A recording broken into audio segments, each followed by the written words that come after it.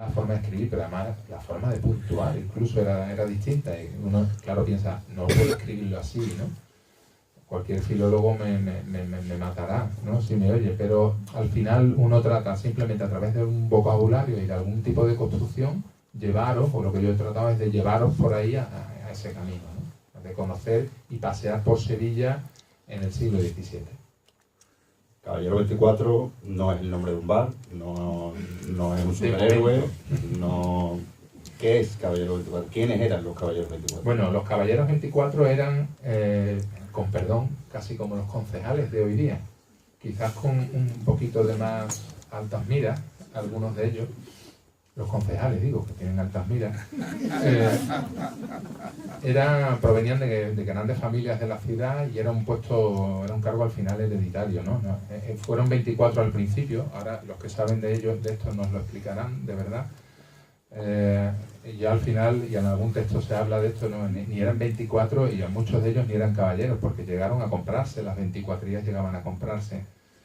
Este caballero no es, aunque está titulado el libro así, ni siquiera es el personaje principal de la novela, ¿no? El personaje principal no es más que la ciudad y el caballero, don Fernando, es la excusa, igual que el robo, para recorrer las calles y es los ojos que nos llevan a través de la Sevilla del siglo XVII. Quizás el caballero 24 tiene poca traza de superhéroe y en ese sentido sí me he cuidado, ¿no?, de no hacer a alguien poderoso, sino que es alguien, bueno, con las mismas dudas que puede tener cualquier persona, que regía la ciudad en un año en el que hubo inundaciones, en el mismo mes hubo inundaciones, incendios y la peste. Es una ciudad que se hunde, por semana se va hundiendo, y que este caballero al final le encargan esto en el cabildo, como le podían haber encargado ir a por pan, porque algunos de los grandes caballeros de la ciudad le encargaban: vaya usted a por pan a Alcalá porque la gente se muere de hambre, y otros le encargaban quemar ropa porque no se daba abasto. Imaginaros una ciudad en la que, como bien ha dicho Diego en su interpretación, llegaron a morir 4.000 personas diarias, una ciudad que tenía mucha menos población que hoy día. Era una catástrofe que es difícil imaginar, un escenario, yo diría, casi apocalíptico, si fuéramos capaces de imaginarlo, realmente hoy día casi apocalíptico, y en el que este caballero se ve inmerso y con una tarea hasta secundaria, ¿no?, al lado de la peste, pero como él poco a poco va comprendiendo dos cosas. Uno, realmente el problema que tiene la ciudad si no encuentran al Cristo de San Agustín, la gran devoción de Sevilla en el siglo XVII, y por otro lado va descubriendo su propia historia familiar, una historia familiar que de alguna forma, y no quiero desvelar a nadie nada, de alguna forma lo relaciona con el último repunte herético grande que hubo en Sevilla, o el mayor no fue el último, pero sí fue de los mayores, con la historia de los alumbrados del siglo XVII, al principio del siglo XVII, que igual que nos sorprende la peste por apocalíptico, nos sorprendería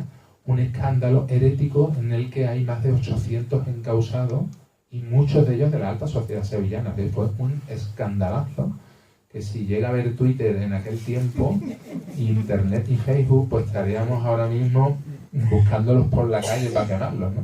Fue un escándalo grandísimo que al principio la Iglesia no se tomaba en serio, hasta que dice: esto es un desmadre, esto lo paro, yo no sé qué va a pasar aquí. Y cuando le meten mano con la Inquisición, que también la Inquisición ya estaba muy decaída y era casi del chiste, como estaba el castillo de Triana, pues la Inquisición le mete mano mal y tarde, lo resuelven con algunas condenas, pero de ahí es donde arranca un poco, de donde nace esta historia, y donde, bueno, este caballero va buscando esas dos cosas: encontrar al Cristo y recuperar su historia, la historia de su familia. Te has afanado, por lo que parece, en que no se cayera en el tópico del sevillano, y el Caballero 24, este personaje principal, no encarna precisamente esos tópicos del sevillano dicharachero, fantasmón o peliculero. Sí, y bueno, el caballero no tiene nada de mí, ¿no? No es un personaje que está escrito pensado en nadie en particular, pero sí tenía eso en la idea, Nacho, desde el principio, porque bueno, yo que he vivido fuera en varias épocas de mi vida, siempre pasas, ¿no?, por lo típico de una comida donde te dicen: ¡ostras, tú eres de Sevilla! cuenta un chiste. Y claro, yo es que no me sé ninguno, Nacho. Es que además yo admiro a la gente que tiene la memoria para contar chistes, pero es que yo no me sé, es que no me lo sé. O sea, yo he pensado alguna vez que como gran negocio de mi vida crear una app, apúntatela, puñado, una app para generar chistes aleatoriamente y que tú en la fiesta puedas ir contando chistes por un tubo, porque es que yo no sé.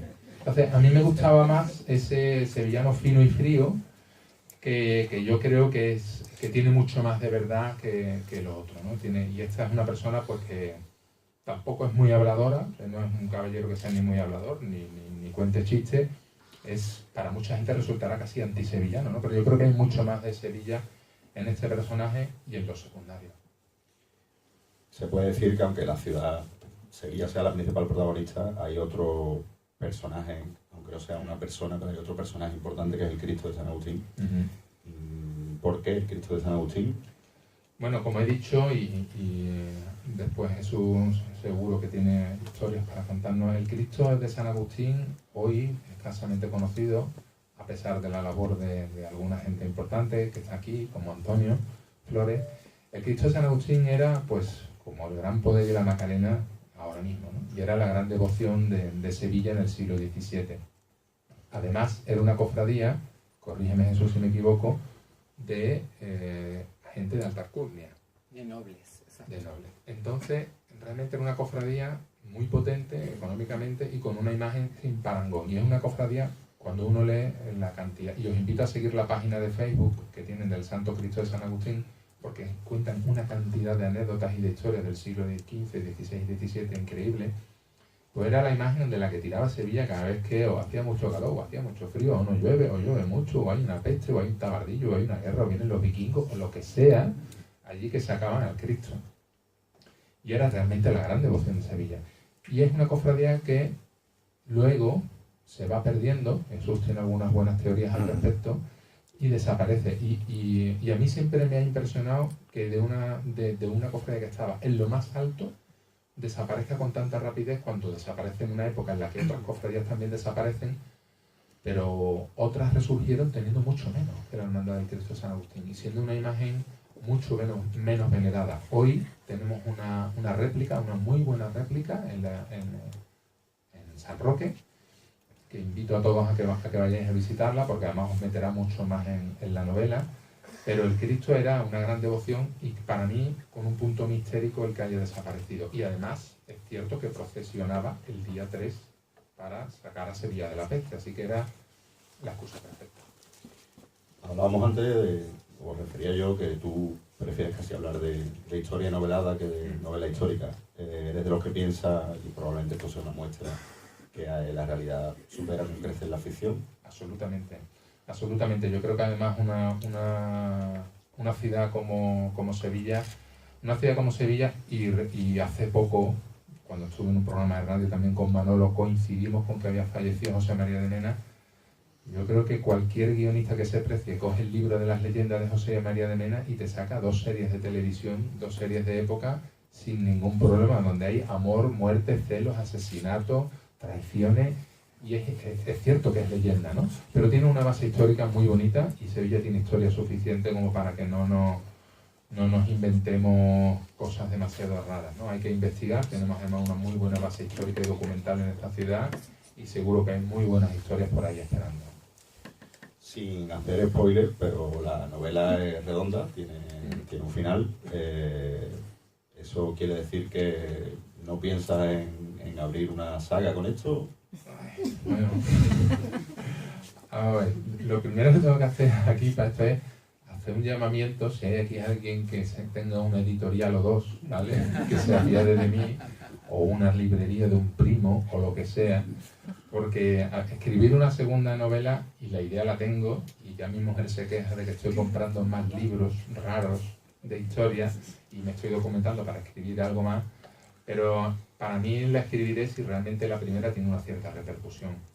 No es que no me parezca mal no tener un gran éxito, ¿no? Pero al final uno escribe, y el otro día una persona a la que aprecio se quejaba un poco de eso, digo, yo creo que una persona no escribe para sí mismo, yo no escribo para mí. Yo escribo para que vosotros, los que estáis aquí, hayáis pasado al menos un buen rato leyendo, que hayáis dicho, uy, esto me ha transportado a aquella época, oh, qué bien escrito estaba esto, o esto no lo sabía, ¿no?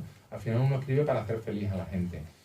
Y esto es un esfuerzo, escribir sin editorial, sin corrector ortotipográfico y pidiéndole a amigos, oye, por favor, cuando veas una coma mal, un acento, mándame en WhatsApp mi alma, que yo lo corrijo y lo subo, ¿no? Escribir sin el apoyo de una editorial que tiene fuerza para llevar el libro a muchos sitios es complicado, ¿no? Uno no siempre tiene el tiempo de andar haciendo campañas en Facebook o de... no por el pagársela a uno de su bolsillo, que al final es lo de menos, sino realmente el tiempo, ¿no? Yo tengo un trabajo que me permite a veces el tiempo por los viajes y los hoteles de escribir y de dedicarme un poco al marketing literario, pero dependerá un poco de cómo salga la primera. Pero ideas ya la tengo. Luego hablaremos cuando termine el acto de editoriales y eso, pero habría que pedirle permiso seguramente a alguien para poder escribir esa segunda novela, quizás a tu esposa tal vez. Hay que darle las gracias y pedirle permiso porque muchas veces me dice, ¿pero qué haces escribiendo a esta hora? Bueno, yo nunca, hoy lo he comentado, yo no he creído en el talento innato, yo creo que en el trabajo, el trabajar, y si el talento y las musas te pillan trabajando, pues mejor, ¿vale? Lógicamente tendré que pedirle permiso por el tiempo que le robo, que ya le robo bastante con mi trabajo, pero tendré que pedirle permiso también para comprar más libros, ¿vale? Porque nos hemos mudado varias veces y cada vez que nos vamos a mudar dices, joder, yo no me mudaría nada más que por no pensar en las cajas, mover las cajas de libros de un sitio a otro. Pero bueno, no importa, ¿no? Si hacemos otro libro, ¿no? Tú eres cofrade y vienes de una familia cofrade. ¿Qué diferencias te llaman la atención entre la Semana Santa que se retrata en tu libro y la que actualmente o en los últimos años podemos disfrutar? Bueno, era muy distinta y ahora seguro que Jesús tiene mucho más que decirnos. Eso era muy distinta para empezar desde el punto de vista artístico. La Semana Santa que conocemos tiene 100 años, 120 años, artísticamente, ¿no? Eso, lo que conoces, incluso los desfiles profesionales eran muy diferentes. Se vivía, a veces uno piensa que se vivía con más religiosidad, porque era otro tiempo, pero también encuentra documentos que dicen, bueno, se vivía igual que ahora, ¿no? Se vivía con pasión y con la pasión desbordante con la que Sevilla lo vive todo. Tuve mis dudas a la hora de escribir, ahora que lo dices, Nacho, de si meter más sobre Semana Santa. Pero no quería que fuera una novela para capiroteros como yo, ni para capillitas como aquí hay algunos. No quería que fuera una novela así y además era un riesgo innecesario, que si lo manejas bien, y Paco Robles en su día no fue una novela, pero lo manejó bien y pasó casi de que lo iban a quemar en la hoguera a estar venerado, pero claro, yo no sé si lo iban a manejar bien y digo, bueno, voy a vender 10 libros y encima me van a criticar. ¿Para qué voy a hablar de cofradías?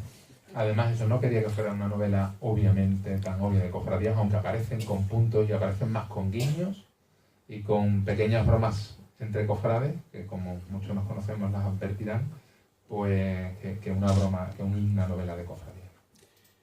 Pues la misma pregunta prácticamente se la podríamos trasladar a su tocayo Jesús Romano. Dime. Y bueno, ¿nos puedes ilustrar un poco qué diferencia podríamos encontrar entre la Semana Santa que se puede retratar en el libro y la de hoy en día? La Semana Santa de ese momento tenemos que pensar que tenía diferencia respecto, en primer lugar, a los propios pasos. Tenemos que pensar una cosa. La invasión francesa en Sevilla en muchos aspectos hace borrón y cuenta nueva. Había unos pasos tremendamente ricos. Por ejemplo, la urna del Santo Entierro, que era de plata. El paso del Señor de Pasión, si no me equivoco, también lo era. El paso del Señor del Nazareno del Silencio estaba totalmente recubierto de planchas de carey. La Macarena, la Virgen del Rosario de Montesión, la Virgen del Mayor Dolor y Traspaso, iban con ráfagas de plata. Es decir, esa Semana Santa te estaba reflejando lo que era el poderío y la riqueza de una ciudad que había sido la capital del mundo. A partir de ahí, piensa que lo que nosotros tenemos viene de la invasión francesa. Es una Semana Santa que se reinventa por eso. Pasamos un siglo XIX de penuria, de reconstrucción del país, hasta que al final se logra todo recomponer. ¿Qué había antes? En primer lugar, las cofradías, hay una cosa que está muy bien reflejada en el libro y es lo que hemos estado comentando antes. Las cofradías, al igual que ahora, que eso también pasa, se agrupaban en torno a la sociedad, pero de un modo mucho más marcado que ahora. Había una serie de cofradías nobiliarias que eran Cristo de San Agustín, Hermandad de la Veracruz, Hermandad de la Antigua y Siete Dolores, Hermandad de la Soledad de San Lorenzo, entonces en el Carmen, y Hermandad de la Pura y Limpia Concepción de Regina. Esas eran las hermandades nobiliarias, esas eran las que tenían las mayores riquezas, y después estaba el resto. Después había hermandades gremiales que tenían un cierto capital. Ahí estaba, por ejemplo, la hermandad del Amor o la hermandad de Montesión, que eran hermandades que manejaban. Pero ciertamente esas 5 hermandades se pueden decir que eran las principales de la ciudad. Los cortejos también han variado bastante. Antiguamente solían empezar con lo que era la bandera seña. Es decir, imagínense una bandera negra con una cruz roja. Ahí empezaba el cortejo. Antes estaban los munidores, como los que lleva la Sagrada Mortaja. Eran una serie de niños que llevaban campanitas. Podía haber uno o podían haber varios. A partir de ahí venían los disciplinantes, venían los hermanos de sangre, venían las andas del Cristo, venían los hermanos de luz y por último venía el paso de la Virgen, que ya era paso de palio. Es curioso que, por ejemplo, también han cambiado en cuanto a los pasos de palio, lo que es la configuración del mismo. Piensen que había menos cera, pero fíjense que un palio como el de la Virgen del Valle, que es del año 1714, ya tiene unas dimensiones bastante parecidas a lo que era hoy. O una peana como la de la Virgen del Mayor Dolor y Traspaso, que es una peana de plata, es la más antigua que se conserva, ya tiene las mismas dimensiones que hoy. O es más, pasos como los de El Gran Poder, El Señor del Amor y el Misterio de la Sagrada Mortaja son de esa época barroca. O sea que te está diciendo que eso no ha cambiado tanto. En cuanto a lo que hemos estado comentando de lo que es el fervor de la ciudad, en eso tampoco se ha variado mucho. Es decir, ese alternar lo que es el silencio, no digo respeto porque el respeto siempre se tiene a todas las hermandades, pero ese carisma, vamos a llamarlo luctuoso, algunas profesiones, junto con otros, vamos a llamarlo, que llama mucho más al clamor, eso sí ha existido siempre. Eso es bastante curioso, que siempre ha existido. O sea que el espíritu de la ciudad en ese aspecto sí se mantiene. Y la figura del Cristo de San Agustín, eso que creo, por lo que me cuentan que eres un experto, ¿podrías retratárnosla un poco? El Cristo de San Agustín, al igual que nosotros llamamos hoy al Gran Poder del Señor de Sevilla, al Cristo de San Agustín se le decía el Cristo de Sevilla. Es una imagen que se sabe que es de principios del siglo XIV y tiene unos orígenes legendarios. En el año 1314 se cuenta que un hombre virtuoso, a la altura del campo de los mártires, encuentra en una cueva al Cristo de San Agustín. Y lo encuentra con un brazo que está el brazo derecho, que os recordar que lo tiene sobre la llaga. Cuando lo lleva al convento de San Agustín, por ser el sitio que había más cercano, se dice que el Cristo milagrosamente extiende el brazo él solo. Es una leyenda que guarda bastantes paralelismos con la imagen del Cristo de Burgos, que se dice que aparece flotando, que estaba en una postura yacente y que cuando lo sacan de la caja en la que estaba, extendió él solo los brazos. Sobre todo, la gran devoción al Cristo de San Agustín viene a raíz de una sequía, y en esa sequía sacan al Cristo y lo llevan en rogativa a la Cruz del Campo. Se cuenta que un muchacho aparece en lo alto de los campos de Carmona gritando misericordia, Señor, ten misericordia de nosotros, y que desaparece. El pueblo lo interpreta como un ángel.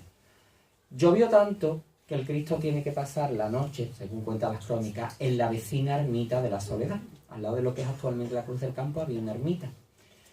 Y a partir de ahí, digamos que ese es el pistoletazo de salida.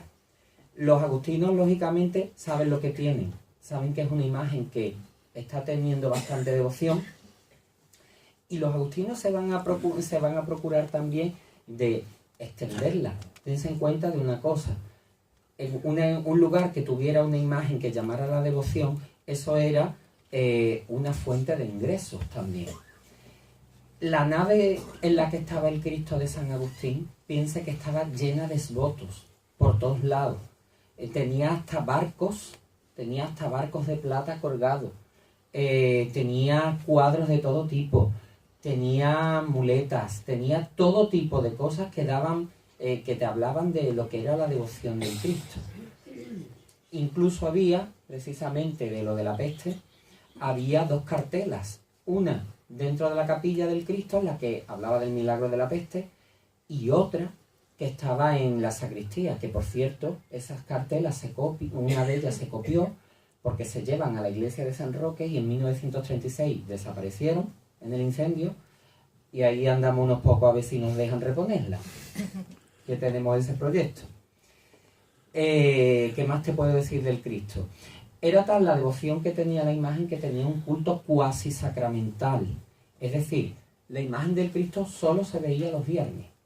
Imagínense que el Gran Poder, al igual que hoy lo vemos los viernes, pero podemos ir cualquier día y vemos la imagen. Antes no, las grandes imágenes de devoción estaban cubiertas, había un velo. Entonces, los viernes el velo se descorría, pero el cura iba vestido con la capa pluvial, iba como si fuera a exponer al Santísimo Sacramento, ¿no? El pueblo se arrodillaba cuando aparecía la imagen y se descorría también en otras ocasiones. Tenemos constancia que el Cristo está así hasta que la última desamortización, porque incluso en San Roque, la primera vez que va con los franceses, hay constancia de que el Cristo estaba cubierto también. Incluso la obra Rinconete y Cortadillo también te hablan un poquito de esa ceremonia y te cuenta cómo la vieja Pipota va y dice que no dejaría de poner sus candelicas al Cristo de San Agustín y a la Virgen de las Aguas nunca. O sea, era tal la veneración que había incluso al Cristo que no salía la imagen en Semana Santa, sino que lo que salía era una copia. El Cristo simplemente salía para las rogativas, cuando era algo que era de verdad necesario. Era cuando salía la imagen. O sea que imagínate lo que despertaba. Increíble, increíble la historia, Jesús, y ahora te pido a ti, y tanto a ti como a Manolo, que sois expertos en arte y en historia, que podáis intervenir en cualquier momento, porque queremos también que Miguel Ángel Morrón nos cuente un poco el proceso de creación de las ilustraciones de este libro.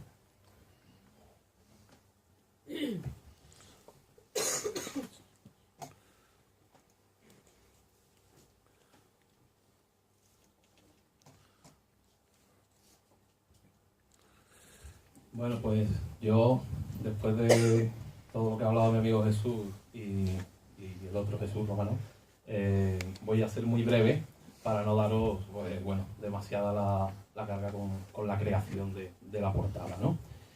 Cuando hablé con Jesús la primera vez, pues aparte de mandarme un breve texto, el inicio de la novela y eso, hablamos del cuadro del Pozo Santo.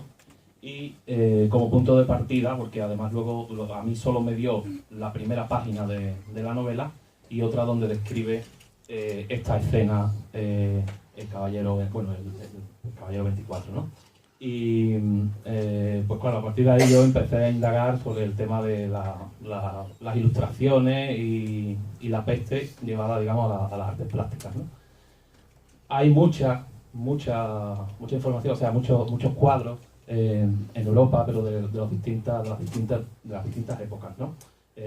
Por ejemplo, hay que distinguir entre la peste negra de mediados del siglo XIV y la peste que se retrata en el libro, que es la de 1649 en Sevilla, ¿no? Esto es una de las primeras ilustraciones, es una miniatura de un libro del enterramiento de las víctimas de la peste en Tournai, y esto es de la peste negra, ¿no? Aquí vemos que son gente con atuendos medievales y demás, y un enterramiento pues más o menos propiamente, con sus ataúdes y demás, ¿no? yo empecé a buscar y claro, la idea de Jesús, como bien ha dicho, era retratar una ciudad en decadencia, asolada por la peste y que se había venido abajo después del descubrimiento de América y de tener mucha riqueza, como estaba hablando ahora Jesús, de las hermandades propiamente, ¿no? Buscando relaciones, hay este cuadro, que es de Peter Bruegel, es uno de los pocos que hay en España, creo, de él, en el Prado creo que es el único, y con una clara inspiración del Bosco, pues la composición del cuadro del Pozo Santo, del que habla la novela, y en el cual yo me he inspirado para una de las ilustraciones, ya se empiezan a ver el abigarramiento de personajes, porque ya desde antiguo siempre se ha relacionado la muerte evidentemente con las calaveras, con el esqueleto y demás, ¿no? Es verdad que aquí hay una gran alegoría en este cuadro, porque este no es de la peste, sino simplemente es el triunfo de la muerte, pero son hordas de esqueletos matando a todo tipo de personas de la época, es decir, nobles y gente llana y demás, ¿no? Y hay una alegoría, bueno, una alegoría que sería como todas el ejército de esqueletos que están empujando hacia un féretro grande a la humanidad, ¿no? Y ahí se puede establecer un símil con el tema de la peste. Sí es verdad que es poco probable que el autor del cuadro anterior, del Pozo Santo, pues hubiera visto porque este cuadro no llega al Prado hasta bien entrado el siglo, creo que XVIII. ¿De acuerdo? Entonces, bueno, yo intento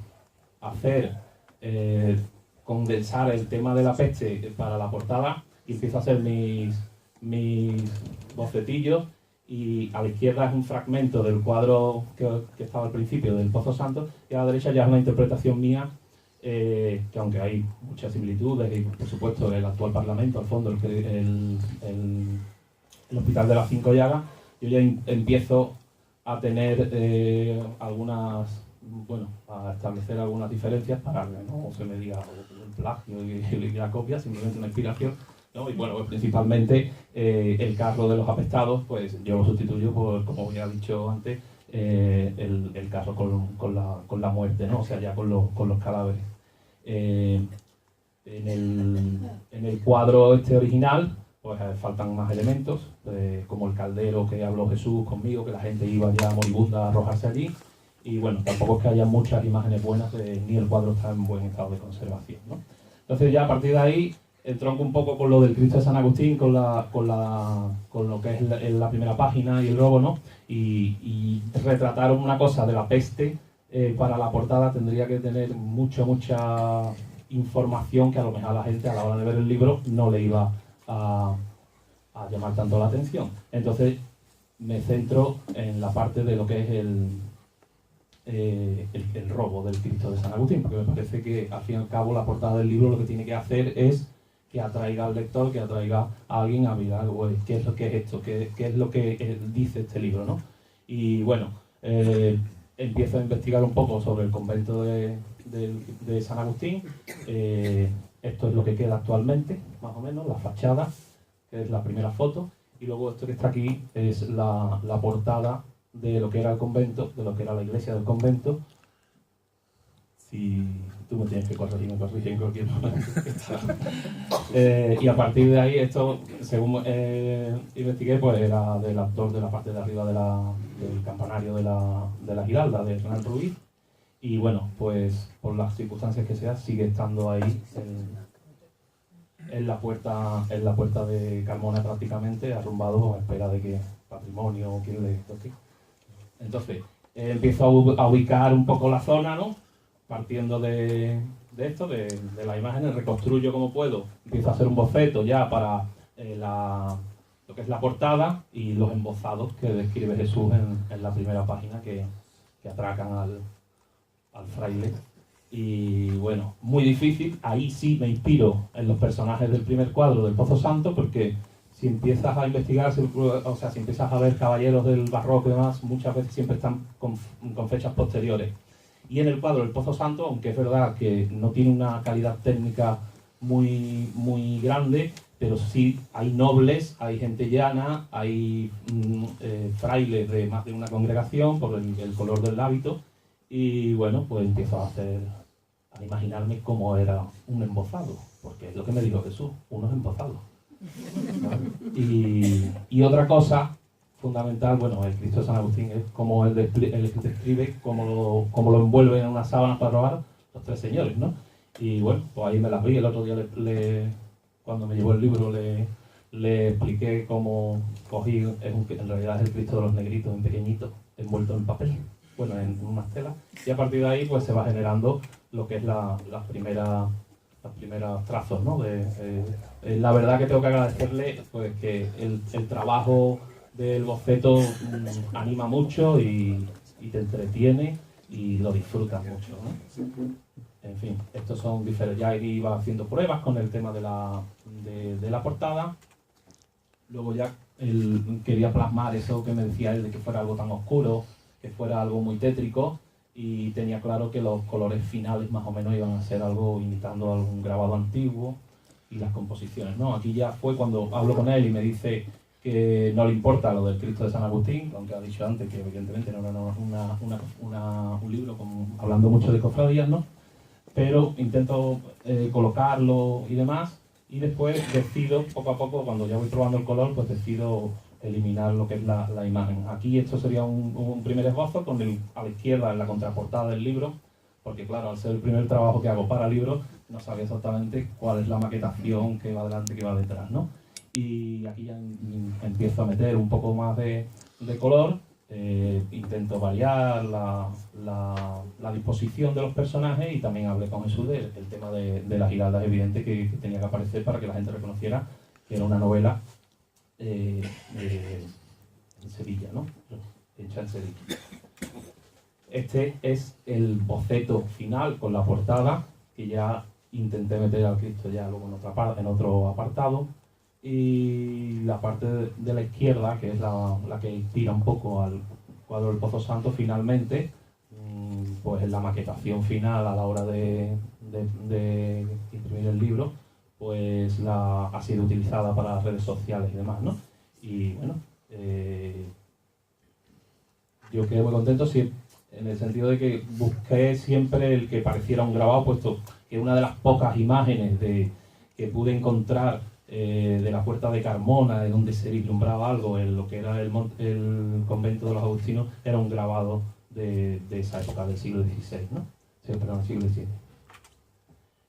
Finalmente, en la parte de la izquierda, que es uno de los bocetos del Cristo de San Agustín, en el cual yo no lo había hecho simplemente por generar el trabajo y demás, pues se lo entregué a Jesús, y finalmente ha sido la contraportada con las dos imágenes.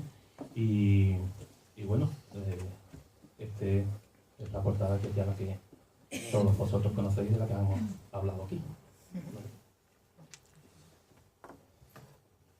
¿Qué es lo que más te ha costado, Miguel Ángel? ¿Qué es lo que más te ha costado para conseguir retratar bien lo que cuenta Jesús en la novela, en esas ilustraciones?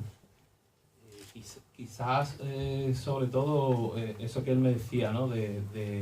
Porque es que, como he dicho antes, no nos podemos imaginar cómo era esa ciudad, aunque ya algunos hayamos visto la serie,